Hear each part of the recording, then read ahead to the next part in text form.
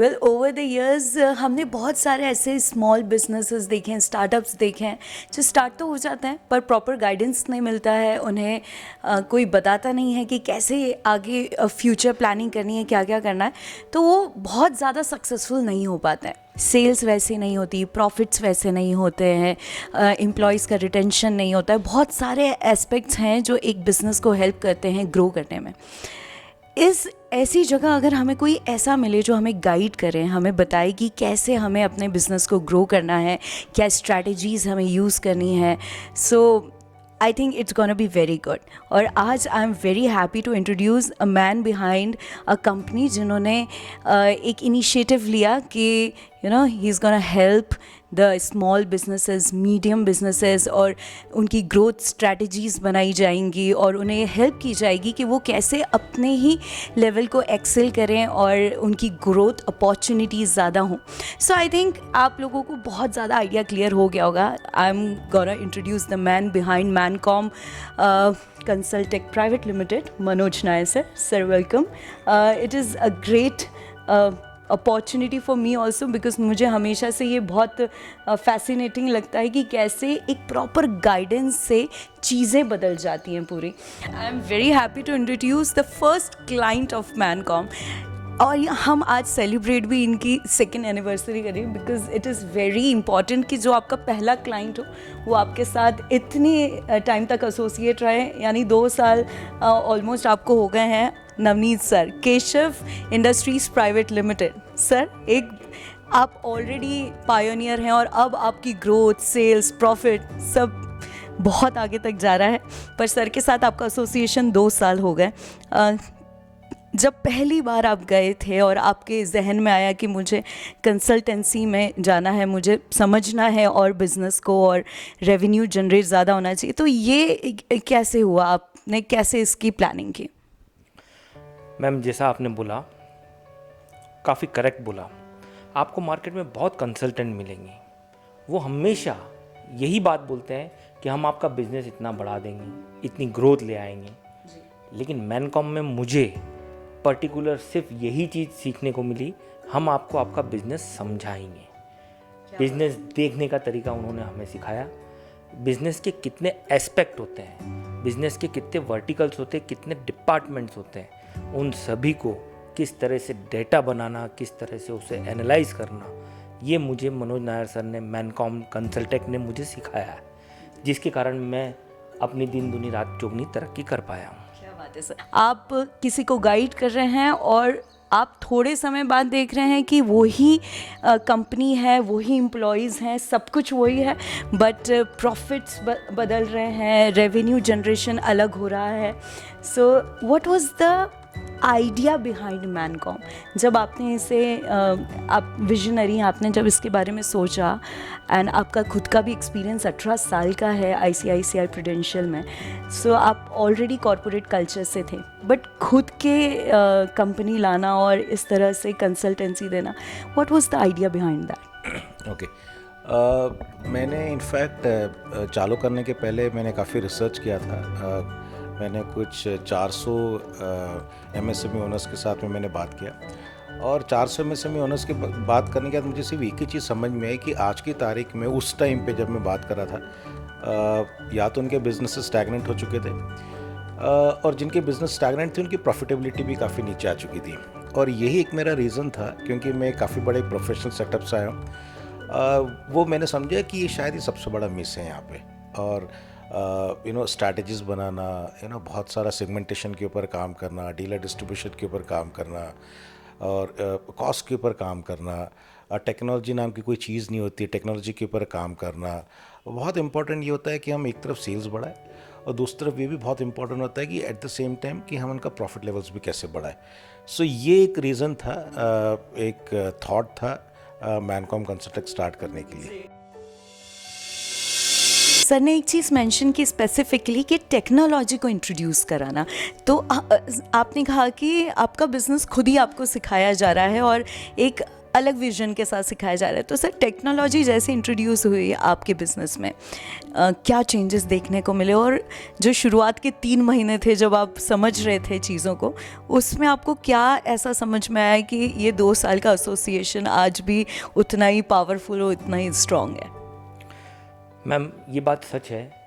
मैं मनोज नायर सर से इनिशियली सिर्फ 3 मंथ्स के लिए जुड़ा था जी ताकि मैं भी उन्हें समझ पाऊँ, वो मेरा बिजनेस समझ पाए।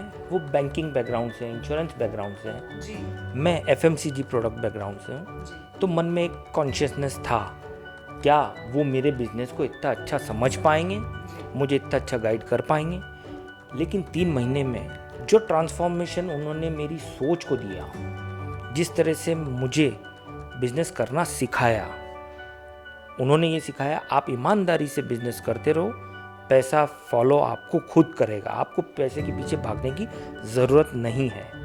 उसी श्रृंखला में हम आज एंडलेस टाइम के लिए जुड़े हैं। 3 महीने अब इतिहास हो चुका है। अब हम नायर सर के अलावा जीवन जीना सीख ही नहीं सकते, हम उनके साथ ही अपनी पूरी जर्नी कंप्लीट करना चाहते हैं। 2 years एंड काउंटिंग वाली बात हो गई है। Still going on.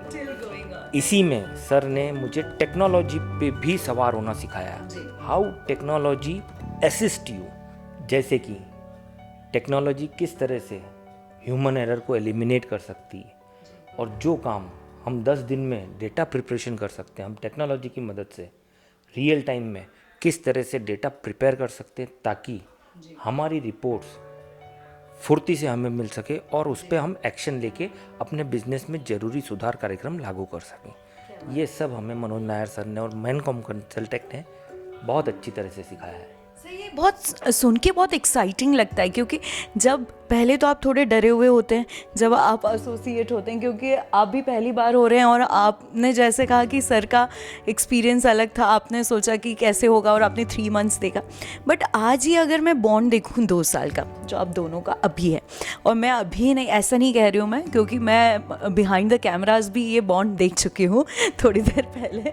सो ऐसा नहीं है कि it is just about now guiding in the business, it is more about being together in all the thicks and thins, I should say. Manoj sir, हमने हमेशा बिजनेस कंसल्टेंसी टर्म सुना है, but management consultancy थोड़ा नया है हमारे लिए। और जब मैनकॉम क्लाइंट चूज़ करता है तो फ्रॉम ज़ीरो इंसेप्शन से कैसे उनके साथ काम करते हैं, और लेट से आपने जब नवनीत सर से एसोसिएट किया था तो वो कैसा पूरा प्रोसीजर क्या रहा था। पर पहले तो आप सर बताएं मैनेजमेंट कंसल्टेंसी होता क्या है? सो मैनेजमेंट कंसल्टेंसी जैसे आप है ना, द नेम इटसेल्फ सजेस्ट मैनकॉम। सो मैनकॉम में मैनेजमेंट होता है एमएन से, और सीओएम से कमेटी होता है। तो अगर आप देखेंगे यहाँ पे 2 कंपनीज का कॉम्बिनेशन है, एक जैसे केशव इंडस्ट्री से, दूसरा मैनकॉम में। So basically this becomes a management committee. हम सबसे पहले डेटा निकालते हैं। हम पिछले 5 या साल या 10 साल जितना हमारे पास में डेटा अवेलेबल होता है उसमें हम कुछ तो भी 60-70 टाइप के हम एनालिसिस करते हैं, पैटर्न अंडरस्टैंड करते हैं। वो पैटर्न अंडरस्टैंड करने के बाद में हम सेल्स स्ट्रैटेजी डिसाइड करते हैं कि इस दौरान इस पैटर्न में कौन सी सेल्स स्ट्रैटेजी अच्छी रहती है। So there are many sales strategies which can be used. So पर वो डेटा एनालिसिस करने के बाद में सेल्स स्ट्रैटेजी आइडेंटिफाई करते हैं। फिर वो सेल्स स्ट्रैटेजी के ऊपर डैशबोर्ड्स आते हैं रेगुलरली, उसकी विजिबिलिटी बढ़ाते हैं। टीम को, जो भी एग्जिस्टिंग सेल्स की टीम है उनकी, तो सेल्स की टीम को हम कैसे ड्राइव करें, कैसे उस चीज़ों को जो भी हमने स्ट्रैटेजी बनाई उसको कैसे इंप्लीमेंट करें।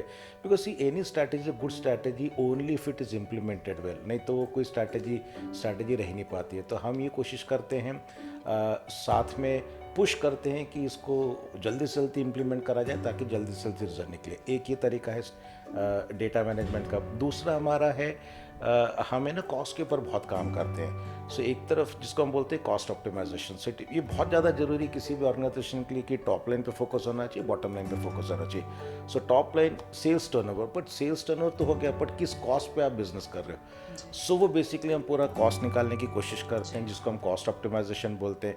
हम एक एक डाटा निकालते हैं, उसमें से अंडरस्टैंड करते हैं, हम एलिमिनेट करते हैं जो भी उनके अननेसेसरली एक्सपेंसेस होते हैं, हम आइडेंटिफाई करते हैं क्या एक्सपेंसेस ज़रूरी है, क्या वो अगर एक्सपेंसेस ज़रूरी है तो हम उसको एलिमिनेट करने की कोशिश करते हैं। एक पहले एक कि हम एक डेटा में फिक्स करते हैं कि किस कॉस्ट पे हम बेचते थे, वो कॉस्ट सही हो सकता है, गलत हो सकता है, वो पता नहीं, बट उसके बाद में हम धीरे धीरे कॉस्ट का भी हम एक टारगेट लेकर के चलते हैं कि हम अपनी इस कॉस्ट को एस्केलेट नहीं करेंगे।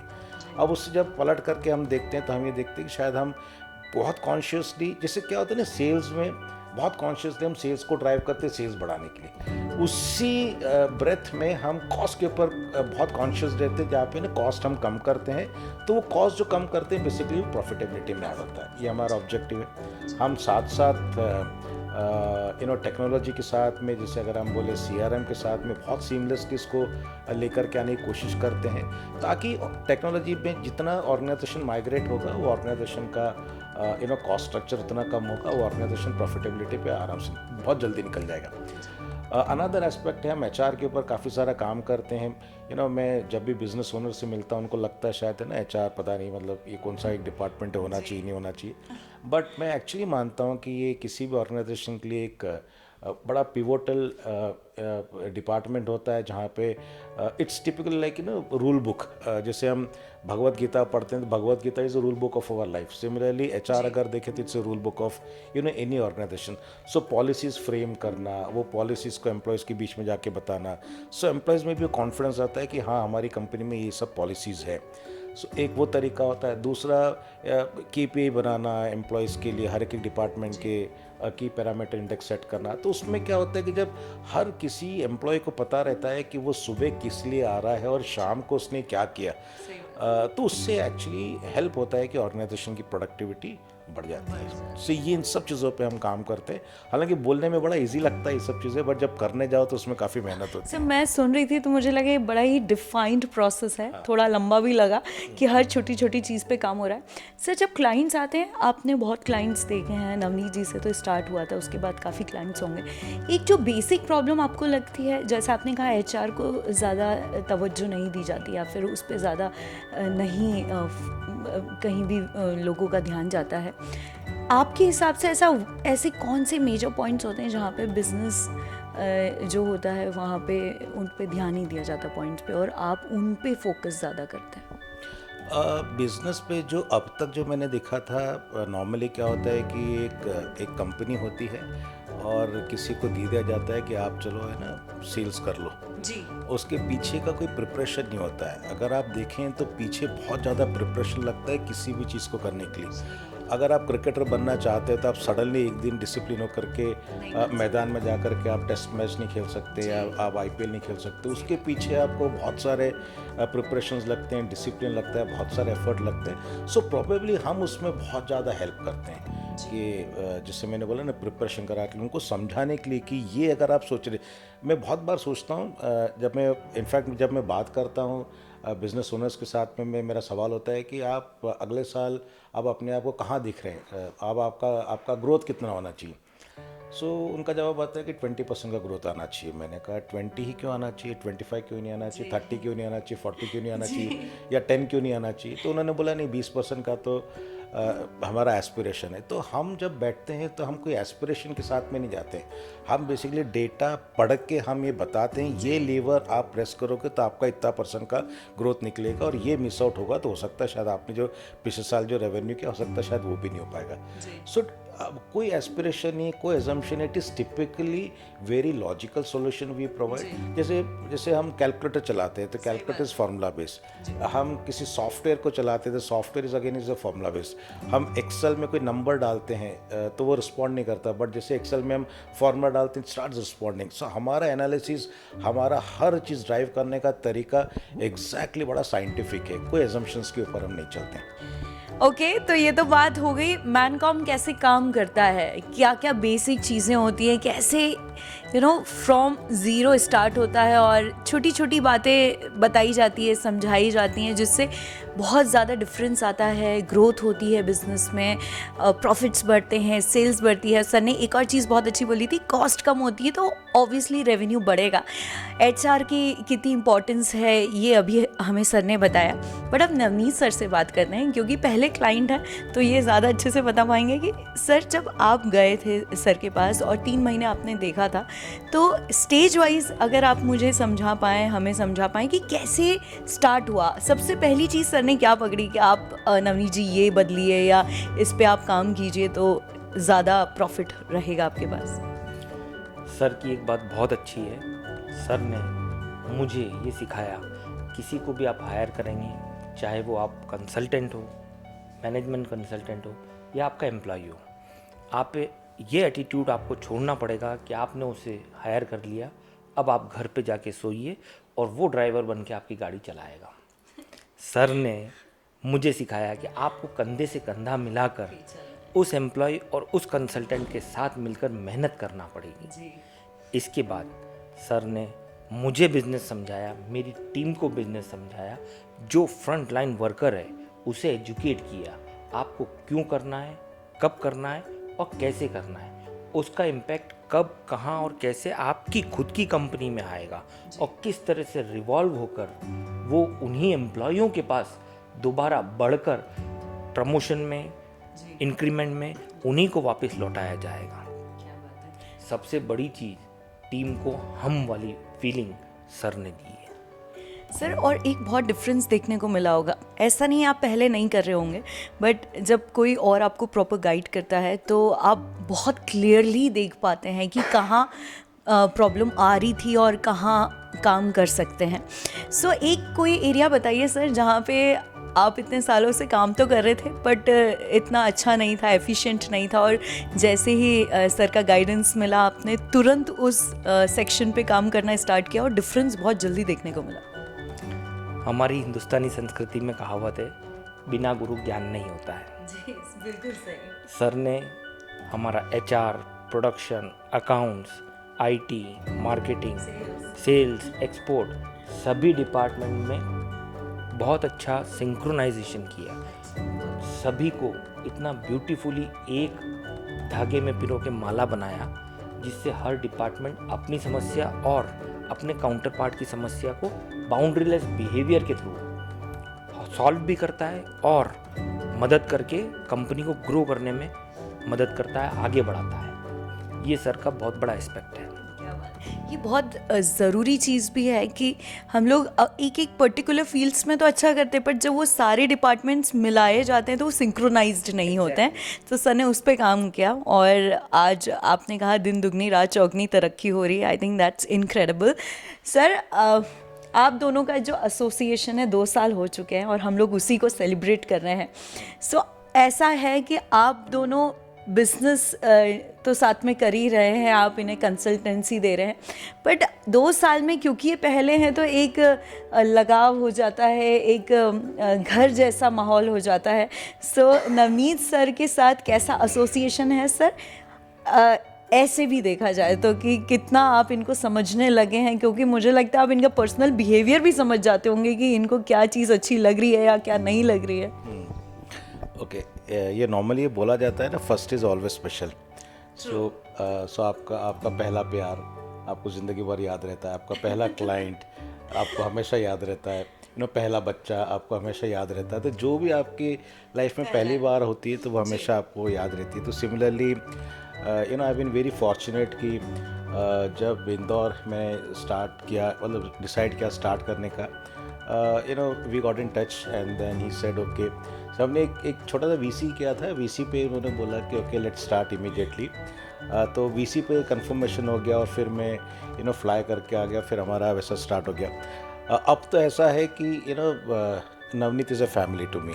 सो अब इससे ज़्यादा तो और क्या है, मतलब मैं हमेशा ये मेरा अपना मानना रहता है कि आपकी अपनी लाइफ में कोई ना कोई अनजान व्यक्ति ही आएगा जो हमेशा आपको सपोर्ट करेगा, और नवनीत मेरे लिए एग्जैक्टली अनजान थे, अब एकदम बहुत खास है। सर मुझे लगता है आपका भी सेम ही जवाब होगा कि शुरुआत ही एक बिजनेस के तौर पे करना है कि ठीक है ये मुझे कंसल्टेंसी दे रहे हैं, मैं इनका क्लाइंट हूँ, बट आज 2 साल बाद आप बैठे हैं साथ में और आप बातें करते होंगे तो बिज़नेस के अलावा भी काफ़ी बातें होती होंगी, एक पारिवारिक माहौल हो गया है।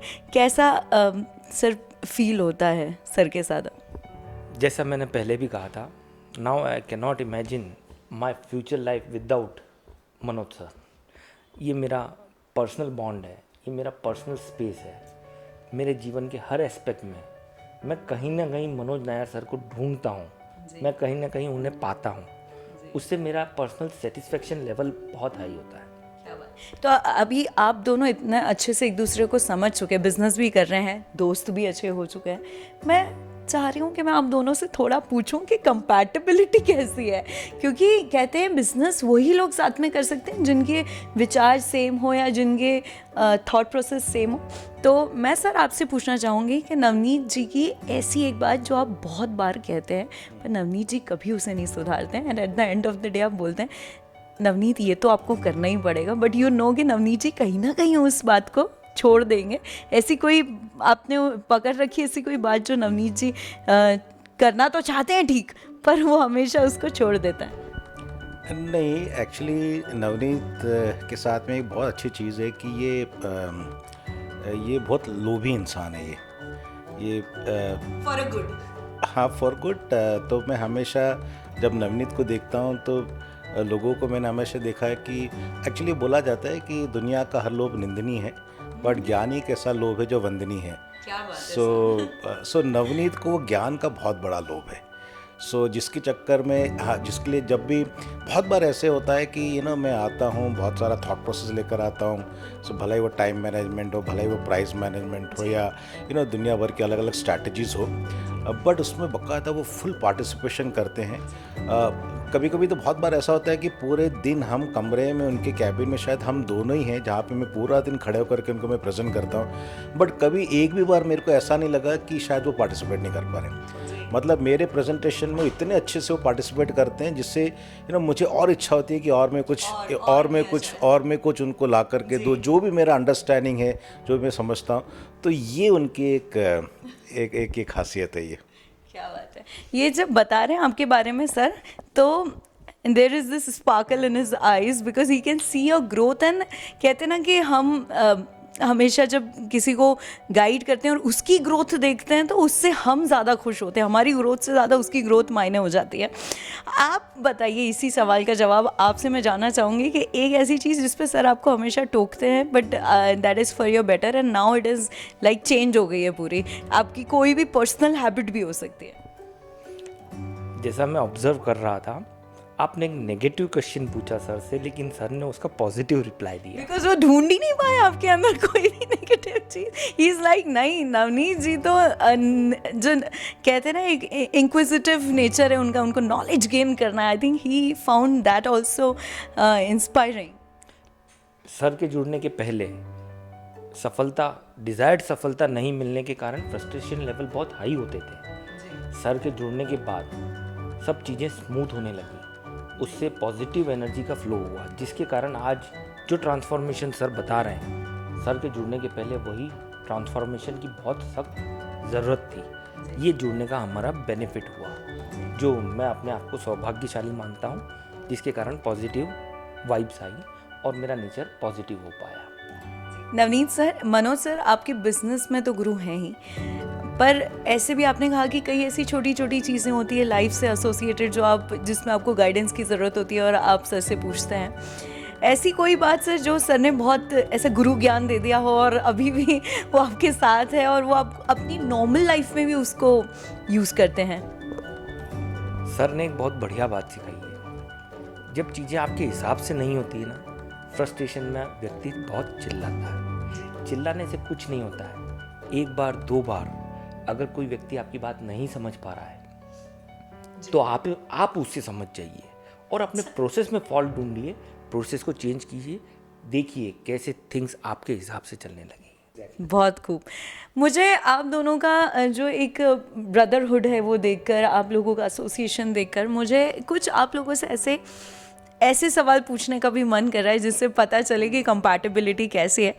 सर नवनीत सर आपसे पहले पूछती हूँ, मनोज सर जब बिजनेस नहीं कर रहे होते हैं, गाइडेंस नहीं दे रहे होते हैं, किसी को बता नहीं रहे होते, कुछ समझा नहीं रहे होते, तब मनोज सर फ्री टाइम में क्या करना पसंद करते हैं? What is his hobby? First thing, Manoj sir कभी खाली नहीं बैठ सकते। जब ये कभी किसी को ज्ञान नहीं दे रहे होते हैं, he used to read a lot, he used to prepare a lot, he used to dance a lot. Oh, यहाँ डांस और रीडिंग आई है, डांस वाली चीज़ तो काफ़ी बीच में भी सर ने बताई। सो ये आपने उनके पर्सनल पहलुओं पे भी ध्यान दिया है कि ऐसे मनोज सर डांस करना बड़ा पसंद करते हैं। सर सेम क्वेश्चन आपसे कि जब नवनीत जी आपके पास कोई मेजर प्रॉब्लम लेके नहीं आते हैं और जब वो वेके मोड में होते हैं, तो उनकी क्या हॉबी है आपको अभी तक के 2 साल के एनालिसिस में, कि नवनीत जी को क्या करना पसंद है? शायद बहुत सारे लोगों को पता नहीं कि यहाँ पे जो सेंट्रल इंडिया का जो फेमस एक पब है रेवोल्यूशन, वो नवनीत जी का है। क्या बात है। हाँ, तो मतलब उनको भी रिक्रिएशनल और ये सारी चीज़ें लगती है, पर वो बट वो एक्चुअली जो उनको जो सबसे ज़्यादा एन्जॉयमेंट है वो बेसिकली उनकी वाइफ के हाथ का खाना। वो अपना in spite of having a one of the best pubs in central India, जो कि इंदौर में रिवॉल्यूशन है, बट वहाँ पे भी नहीं खाते, खाएंगे तो घर पे खाएंगे, घर का खाना खाते हैं। सर ये जो आप लोगों के बीच में एक कह दीजिए कंपेनियनशिप है, मुझे लगता है कहीं ना कहीं हर जगह कुछ थॉट्स में डिफरेंस आते हैं, हस्बैंड वाइफ के बीच में भी आते हैं, दोस्तों के बीच में भी आते हैं, बिजनेस करने वालों के बीच में भी आते हैं। आप लोगों के बीच में कभी ऐसा हुआ है कि सर कुछ और बता रहे हैं, आप कुछ और बोल रहे हो, बट फाइनली वो रिजॉल्व हुआ और वो फॉर अ बेटर ही हुआ, बट कहीं ना कहीं ऐसी अटकी गाड़ी, ऐसा कुछ हुआ है? डेफिनेटली, जब आप अपनी लाइफ की जर्नी आगे बढ़ाते हैं जी तो वैचारिक मतभेद होते हैं। जी इम्पॉर्टेंट थिंग क्या है? The way you take the suggestion from your counterpart. जी अल्टीमेटली मैं भी आर्ग्यू करता हूँ, सर ऐसा नहीं, ऐसा। सर उसको पॉजिटिव नोट पे लेके उसका रिजल्ट मैटर करता है। सर भी कितनी बार डिसएग्री करते हैं कि नहीं ऐसा नहीं, ऐसा। दोनों का मेन गोल ही है रिजल्ट। इसलिए हमारे ये एक्चुअली अगर आप मुझसे पूछोगे तो ये दो लोगों के बीच में होता है, बट मेरे साथ में बहुत ज़्यादा क्लैरिटी है कि मैं जब भी कुछ बोलता हूँ तो केशव इंडस्ट्रीज़ के लिए क्या भला होगा वो सोच के बोलता हूँ। नवनीत इन होल, मैं पर्सनली नवनीत का क्या भला होगा ये सोच के मैं बात नहीं करता हूँ। मैं हमेशा ऑर्गेनाइजेशन को फर्स्ट रखता हूँ, और ये मैंने एक्चुअली इनवाइट किया है जो आज के करंट MD एंड CEO है मिस्टर संदीप बख्शी, जिनको मैं अपना आदर्श समझता हूँ मैं। सर उनसे मैंने हमेशा सीखा है कि पहले ऑर्गेनाइजेशन आता है, बाद में उसके बाद में ही इनफैक्ट एम्प्लॉयज़ आते हैं। सो जब भी मैं इथिकली इन सब चीज़ों को मैं उस हिसाब से मैं ढालता हूँ, और जब मैं नवनीत से बात करता हूँ या कोई सजेशंस होते हैं या कोई स्ट्रैटेजी होती है, तो ये सोच के करता हूँ कि केशव के लिए क्या बेस्ट है। तो फिर उसमें शायद मेरे हिसाब से मतभेद का या आर्ग्यूमेंट का स्कोप नहीं रह पाता, बिकॉज इंटेंशनली केशव को आगे देखना चाहते हैं। सो ये ऑब्जेक्टिव होता है। क्या बात है, इट इज़ वेरी इम्पॉर्टेंट कि नवनीत सर से बड़ा जो एक आपका फोकस पॉइंट है वो उनकी इंडस्ट्री है, उनका बिजनेस है। Sir we are coming on the end of the show, but अब फ्यूचर प्रॉस्पेक्ट्स की अगर बात कर लें तो मैनकॉम का फ्यूचर विजन क्या है और किस तरह से फ्यूचरिस्टिक अप्रोच होने वाला है मैनकॉम का, और कैसे और आप ऐसे स्मॉल बिजनेस, मीडियम बिजनेस को गाइड करने वाले हैं? क्या और टेक्नोलॉजी इंट्रोड्यूस होने वाली है, क्या और स्ट्रैटेजीज इंट्रोड्यूस होने वाली हैं? बहुत सारे टेक्नोलॉजीज़ को हम इंट्रोड्यूस करेंगे, बट हमारा भी जिस थॉट प्रोसेस के साथ में हमने मैनकॉम स्टार्ट किया, वो ये ऑब्जेक्टिव है कि हमको MSME की जो भी आज चैलेंजेस जो फेस कर रहे हैं, शायद हमारे कारण उनके चैलेंजेस दूर हो। हम कुछ सिटीज़ में काम कर रहे हैं, हम खंडवा में काम कर रहे हैं, इंदौर में काम कर रहे हैं, भोपाल में काम कर रहे हैं, तो MP बेसिकली देखा जाए तो हमारे लिए एक बहुत बड़ा गढ़ बन करके निकल करके आ रहा है।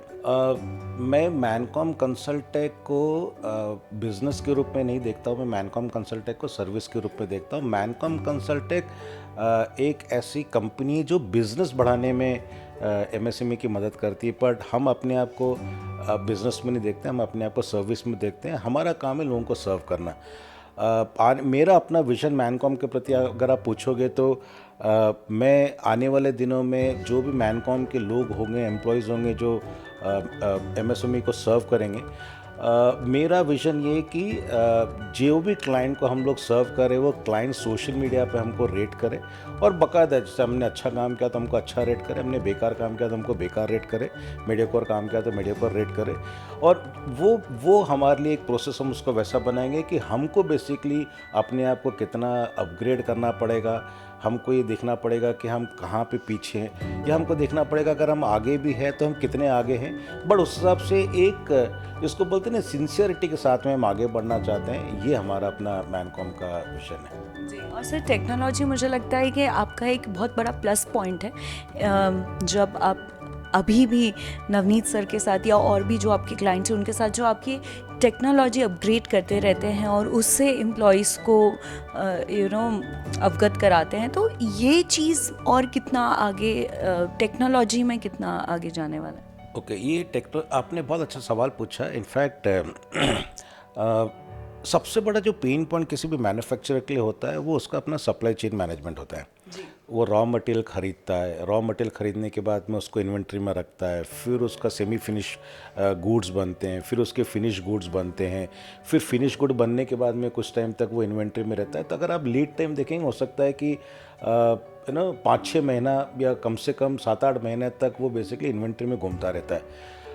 हम उस प्रोसेस को लेकर के आना चाहते हैं जहाँ पे हम ये आइडेंटिफाई करना चाहते हैं कि कोई भी प्रोडक्ट बन गया तो उसका होल्डिंग कॉस्ट क्या है, तो कितने टाइम से, क्योंकि हर एक चीज़ का एक कॉस्ट होता है। सो जिसको हम टेक्नोलॉजी में डालना चाहते हैं और जहाँ पे हम सीमलेसली इस चीज़ को माइग्रेट करना चाहते हैं। अभी काफ़ी सारी चीज़ें मैनुअल होती है, हम वो टेक्नोलॉजी में लेकर के जाके ताकि हम कॉस्ट बचाए, ताकि हम इन्वेंट्री जो है वो ऑप्टिमम लेवल पे लेकर के आ पाए कि ज़्यादा इन्वेंट्री भी नहीं रखना और ना कम इन्वेंट्री रखना।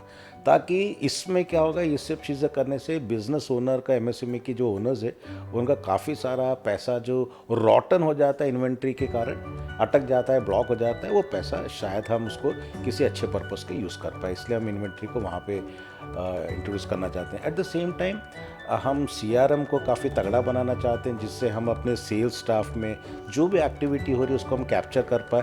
क्योंकि अगर मेरा सेल्स स्टाफ, अगर मेरे क्लाइंट का सेल्स स्टाफ अगर एक दिन के लिए भी अगर वो प्रोडक्टिव नहीं होता है तो ऑर्गेनाइजेशन के नुकसान होता है। सो थ्रू टेक्नोलॉजी हम उसको देखना चाहते हैं, हम उसको जितने भी लीकेजेस होते हैं सिस्टम में उसको आइडेंटिफाई करके हम उसको प्लग करें, ताकि कोई भी स्टेप के लीकेजेस नहीं हो, ऑर्गेनाइजेशन की प्रोडक्टिविटी में हेल्प करे टेक्नोलॉजी। तो हम इस हिसाब से करना चाहते हैं।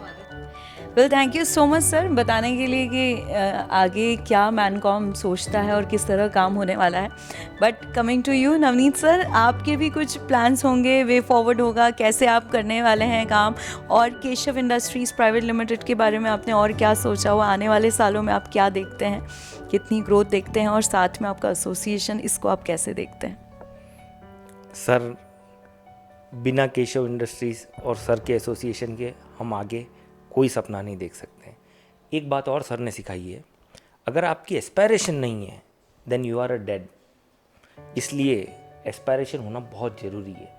वे फॉरवर्ड की बात करें तो सर के सानिध्य में, सर के मार्गदर्शन में हमने मस्टर्ड भी लॉन्च किया, अब सोया बड़ी और चंक भी लॉन्च कर रहे हैं, और हमारा बास्केट साइज़ इतना बड़ा हो कि within 3 years we are planning कि हमारी कंपनी आज जिस स्टेज पे है उससे 3 गुना आगे खड़ी होगी। ये हमारे फ्यूचर प्लान्स हैं सर के साथ। मुझे ना आज इंटरव्यू लेते टाइम एक चीज़ तो बहुत अच्छे से समझ आई और वाइब्स भी आई कि दोनों तरफ से पॉजिटिविटी बहुत है, सकारात्मक सोच जिसे हम कहते हैं, और उसके साथ साथ डेडिकेशन भी है कि हम लोग पॉजिटिव सोचते सोचते डेडिकेटेडली किसी एक्शन प्लान पे काम करेंगे और वो होगा। और सर ने कहा कि एस्पिरेशन होना ज़रूरी है, जो कि मुझे लगता है सर से ही आपको मिला है कि कम मत मांगो, ज़्यादा ही मांगो, मिलेगा, और उसके ऊपर मेहनत भी करना ज़रूरी है, एम्प्लॉयज़ के साथ, अपने खुद के साथ, सारी चीज़ों पे, सारे एरियाज़ पे, सारे एस्पेक्ट्स पे काम करना ज़रूरी है। Thank you so much Manoj sir, thank you so much Navneet sir, it was pleasure talking to you. और मुझे ऐसा लगा कि मतलब मेरा तो कोई बिज़नेस नहीं है, बट मुझे लगता है आज अभी कोई बिज़नेस, स्मॉल बिज़नेस या मीडियम बिज़नेस वाला अगर ये शो देख रहा है तो उसे बहुत सारा आइडिया क्लियर हो जाएगा कि उसे कितनी ज़रूरत है अभी कंसल्टेंसी की, और एक प्रॉपर गाइडेंस की कितनी ज़रूरत है, स्ट्रैटेजीज़ की कितनी ज़रूरत है उसके खुद के ग्रोथ के लिए, उसकी कंपनी के ग्रोथ के लिए, उसके एम्प्लॉयज़ की ग्रोथ के लिए. Thank you so much for joining. Thank you.